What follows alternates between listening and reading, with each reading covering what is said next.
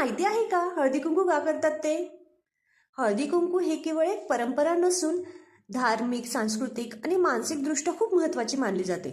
कधी विचार केलाय हळदी कुंकू फक्त स्त्रियांचंच का केलं जातं, पुरुषांचं का नाही? पूर्वी असं होतं की स्त्रियांना भरपूर कामे आणि खूप जबाबदाऱ्या असायच्या. त्यामुळे त्यांना गप्पा मारायला भेटण्यासाठी वेळ थोडा कमीच भेटायचा. म्हणून पौष महिन्यात हळदी कुंकूचा समारंभ करण्यात यायचा. कारण या महिन्यात शेतीचे सर्व कामं संपलेले असतात आणि स्त्रियांना थोडा मोकळा वेळ असतो.